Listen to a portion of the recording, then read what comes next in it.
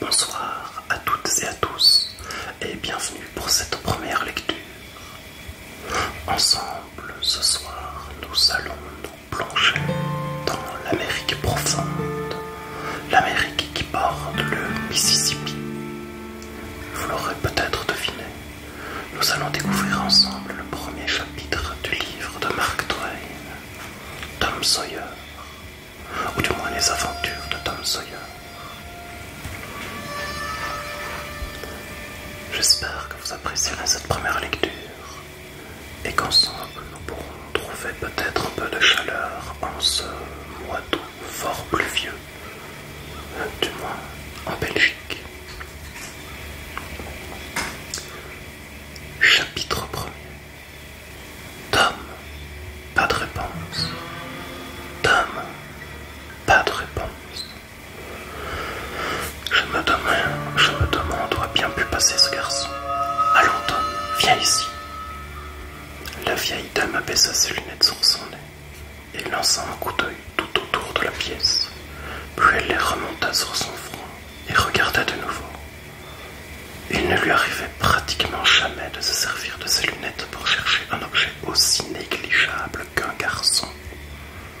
D'ailleurs, elle ne portait ces lunettes-là que pour la parade, et les verres en étaient si peu efficaces que 2 ronds de fourneau les eussent avantageusement remplacés. Mais elle en était très fière. La vieille dame demeura un instant fort perplexe et finit par reprendre d'une voix plus calme, mais assez haut cependant pour se faire entendre de tous les meubles. Si je mets la main sur toi, je te jure que... Elle en resta là, car, courbée en deux, elle administrait maintenant de furieux coups de balai sous le lit et avait besoin de tout son souffle. Malgré ses efforts, elle ne réussit qu'à déloger le chat. Je n'ai jamais vu un garnement pareil. La porte était ouverte. La vieille dame alla se poster sur le seuil et se mit à inspecter les rangs de tomates et les mauvaises herbes qui constituaient tout le jardin. Pas de Tom. Et Tom, lança-t-elle assez fort cette fois pour que sa voix portât au loin. Elle entendit un léger bruit derrière elle et se retourna juste à temps pour attraper par le revers de sa veste un jeune garçon qu'elle arrêta net dans sa fuite. Je te tiens. J'aurais bien dû penser à ce placard. Que faisais-tu là-dedans? Rien. Rien. Regarde-moi tes mains, regarde-moi ta bouche. Que signifie tout ce barbouillage? Je ne sais pas, ma tante. Eh bien, moi je sais. C'est de la confiture. Je t'ai répété sur tous les tons que si tu ne laissais pas ces confitures tranquilles, tu recevrais une belle correction. Donne-moi cette badine. La badine tournoya dans l'air. L'instant était critique.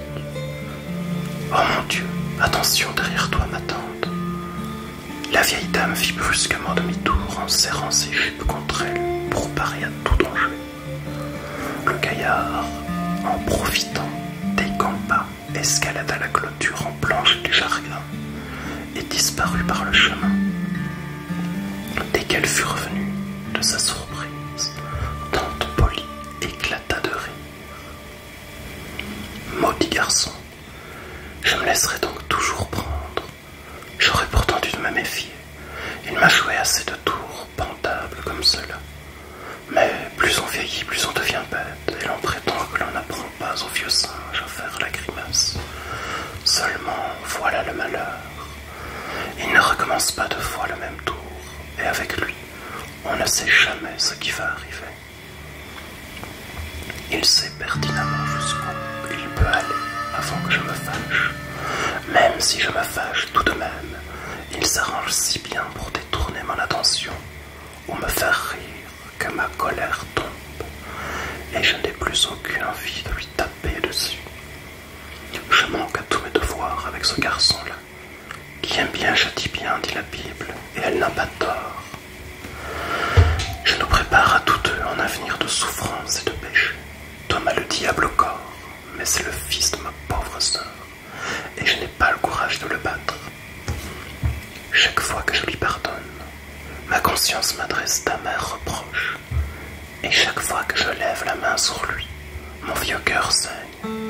Enfin, l'homme né de la femme n'a que peu de jours à vivre, et il doit les vivre dans la peine. C'est encore la Bible qui le dit. Rien n'est plus vrai. Il va de nouveau faire l'école buissonnière tantôt, et je serai forcé de le faire travailler demain pour le punir. C'est pourtant rudement dur de le faire travailler le samedi, lorsque tous ses camarades ont congé. Lui qui a une telle horreur du travail. Il n'y a pas à dire. Il faut que je fasse mon devoir, sans quoi ce sera la perte de cet enfant. Tom fit l'école buissonnière et s'amusa beaucoup. Il rentra juste à temps afin d'aider Jim, le noir, à scier la provision de bois pour le lendemain et à casser du petit bois en vue du dîner. Plus exactement, il rentra assez tôt pour raconter ses exploits à Jim, tandis que celui-ci abattait les 3/4 de la besogne. Sidney, le demi-frère de Tom, avait déjà quant à lui ramassé les copeaux. C'était un garçon calme, qui n'avait point le goût des aventures. Au dîner, pendant que Tom mangeait et profitait de la moindre occasion pour dérober du sucre, Tante Polly posa à son neveu une série de questions aussi insidieuses que pénétrantes, dans l'intention bien arrêtée de l'amener à se trahir. Pareille à tant d'autres âmes candides, elle croyait avoir le don de la diplomatie et considérait ses ruses les plus cousues de fil blanc comme des merveilles d'ingéniosité. Tom, dit-elle, il devait faire bien chaud à l'école aujourd'hui, n'est-ce pas? Oui, ma tante. Il devait même faire une chaleur étouffante. Oui, ma tante. Tu n'as pas eu envie d'aller nager? Un peu inquiet, Tom commençait à ne plus se sentir très à son aise. Il leva les yeux sur sa tante, dont le visage était impénétrable. Non, répondit-il, enfin, pas tellement. La vieille dame allongea la main et tâta la chemise de Tom. En tout cas, tu n'as pas trop chaud maintenant. Et elle se flatta d'avoir découvert que la chemise était parfaitement sèche, sans que personne pût deviner où elle voulait en venir. Mais Tom savait désormais de quel côté soufflait le vent, et il se mit en mesure de résister à une nouvelle attaque en prenant l'offensive. Il y a des camarades qui se sont amusés à nous faire gicler de l'eau sur la tête. J'ai encore les cheveux tout mouillés, tu vois. Tante Polly fut vexée de s'être laissée battre sur son propre terrain. Alors, une autre idée lui vint. Tom, tu n'as pas eu à découdre le col que j'avais cousu à ta chemise pour te faire asperger la tête, n'est-ce pas? Déboutonne ta veste. Les traits de Tom se détendirent. Le garçon ouvrit sa veste. Son col de chemise était solidement cousu. Allons, c'est bon. J'étais persuadé que tu avais fait l'école buissonnière et que tu t'étais baigné. Je te pardonne, Tom. Du reste, chat échaudé, grain d'eau froide, comme on dit. Et tu as dû te méfier cette fois-ci. Tante Polly était à moitié fâchée que sa sagacité eût été prise en défaut, et à moitié satisfaite que l'on se fût montré obéissant pour une fois. Mais Sidney intervint. Tiens, fit-il, j'en aurais mis ma main au feu. Je croyais que ce matin, tu avais cousu son col avec du fil blanc. Or ce soir, le fil est noir. Mais c'est évident, je l'ai cousu avec du fil blanc, Tom. Tom n'attendit pas son reste.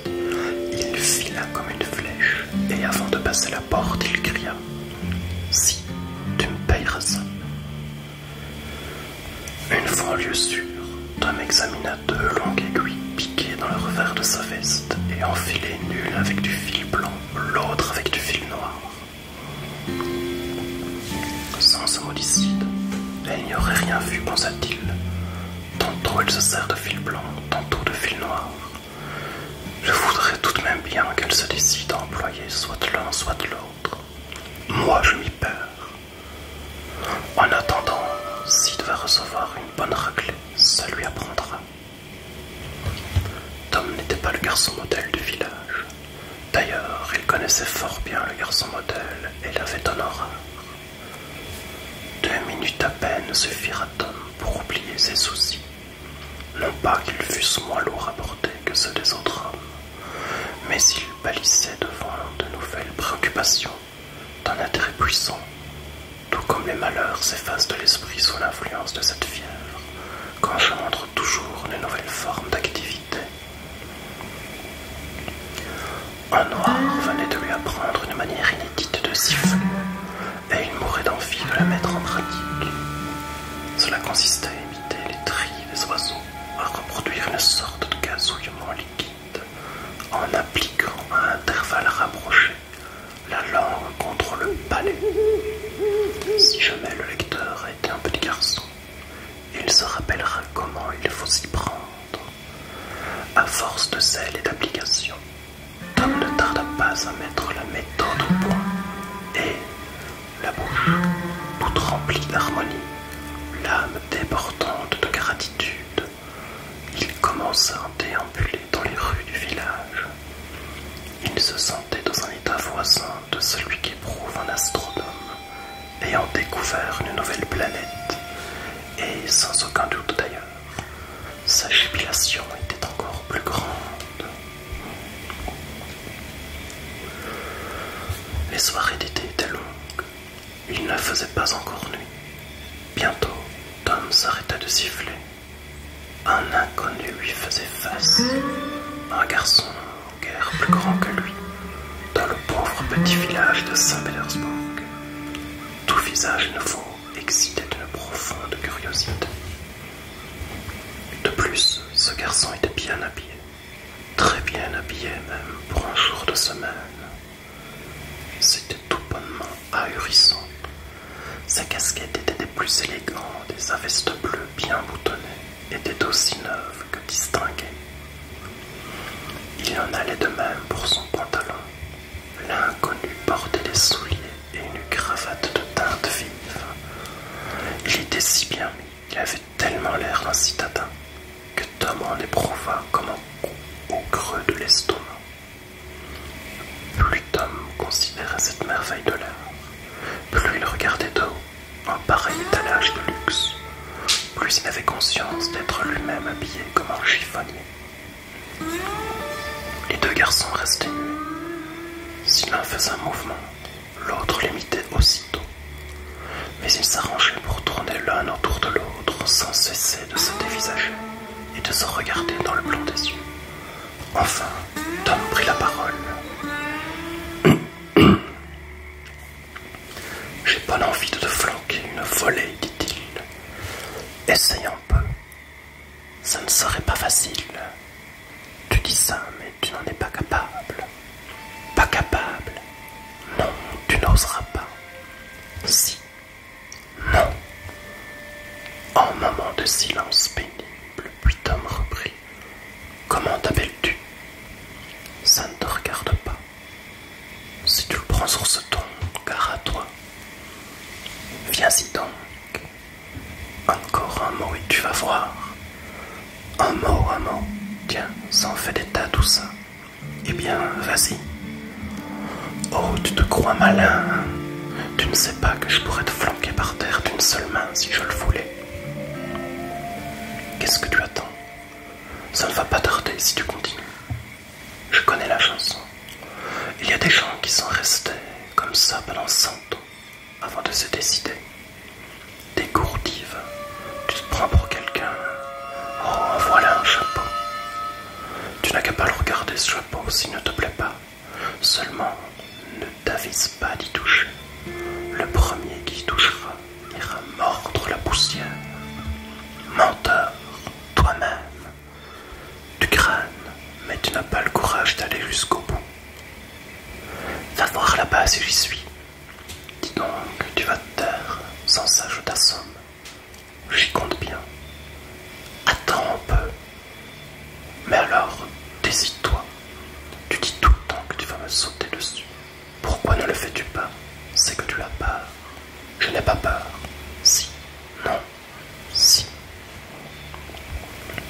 nouveau silence, nouveau regard furibond et nouveau manège des deux garçons dont les épaules finirent par se toucher. « Allez, file, déclare Tom. Débarrasse donc le plancher toi-même. »« Non. Eh bien moi non plus. » Pied contre pied, les deux garçons arc-boutés cherchèrent chacun à faire reculer l'adversaire. L'œil allumé par la haine, ni l'un ni l'autre ne put prendre l'avantage. Après avoir lutté ainsi jusqu'à devenir cramoisis, ils relâchèrent leurs efforts tout en s'observant avec prudence. « Tu es un lâche et un poseur, dit Tom. Je demanderai à mon grand frère de s'occuper de toi. Il t'écrasera d'une chiquenaude. Qu'est-ce que tu veux que ça me fasse? Mon frère est encore plus grand que le tien, tu verras. Il ne sera pas long à l'envoyer valser par-dessus cette haie. » Les deux frères étaient aussi imaginaires l'un que l'autre. « Tu mens, pas tant que toi. » Tom traça une ligne dans la poussière avec son orteil et dit : « Si tu dépasses cette ligne, je te tape dessus jusqu'à ce que tu ne puisses plus te relever. » L'inconnu franchit immédiatement la ligne. « Maintenant, vas-y un peu. N'essaye pas de jouer plus malin avec moi. Méfie-toi. Mais qu'est-ce que tu attends? En voilà assez. Pour 2 sous, je te casse la figure. » Le garçon sortit 2 pièces de cuivre de sa poche et les tendit à Tom d'un air narquois. Tom les jeta à terre. Alors tous deux roulèrent dans la poussière, agrippés l'un à l'autre comme des chats. Pendant une longue minute, ils se tirèrent par les cheveux et par les vêtements, se griffèrent et s'administrèrent force coups de poing sur le nez, se couvrant à la fois de poussière et de gloire. Bientôt, la masse confuse formée par les deux combattants émergea d'un nuage poudreux, et Tom apparut à califourchon sur le jeune étranger, dont il labourait énergiquement les côtes. « Tu en as assez, fit Tom. » Le garçon se débattit. Il pleurait, mais sans doute de rage. « Tu en as assez ?» Pas de réponse, et Tom recommença à taper sur l'eau. Enfin, l'étranger demanda grâce. Tom le laissa se relever. « J'espère que ça te servira de leçon, fit-il. La prochaine fois, tâche de savoir à qui tu te frottes. » Le garçon s'en alla en secouant la poussière de ses habits. Il haletait, reniflait, se détournait parfois en relevant le menton et cria à Tom ce qu'il lui réservait pour le jour, où il le repenserait. Ce à quoi Tom répondait par des sarcasmes. Fier comme Artaban, il rebroussa chemin. À peine eut-il le dos tourné que son adversaire ramassa une bière, la lança, l'atteignit entre les 2 épaules et prit ses jambes à son cou. Tom se précipita à la suite du traître et le poursuivit jusqu'à sa demeure, apprenant ainsi où il habitait. Il resta un moment à monter la garde devant sa porte. « Sors donc si tu oses, dit-il à son ennemi. » Mais l'ennemi, le nez collé à la vitre d'une fenêtre, se contenta de lui répondre par une série de grimaces, jusqu'à ce que sa mère arrivât et traita Tom d'enfant méchant et mal élevé, non sans le prier de prendre le large. Forcé d'abandonner la partie, Tom fit demi-tour, en se jurant bien de régler son compte au garçon. Il rentra chez lui fort tard, et au moment où il se faufilait par la fenêtre, il tomba dans une embuscade. Sa tante l'attendait. Lorsqu'elle vit dans quel état se trouvait sa vêtement, elle prit la décision irrévocable d'empêcher son neveu de sortir le lendemain, bien que ce fût jour de congé. Voici qui conclut cette première lecture. J'espère que vous aurez apprécié ce premier chapitre et que je vous aurai peut-être donné le goût de vous plonger dans cet excellent roman, cet excellent ouvrage de Mark Twain. Je posterai également en description le lien qui vous permet de récupérer le PDF et ainsi le lire sur votre ordinateur, votre tablette ou votre smartphone. Et restait 20 premières minutes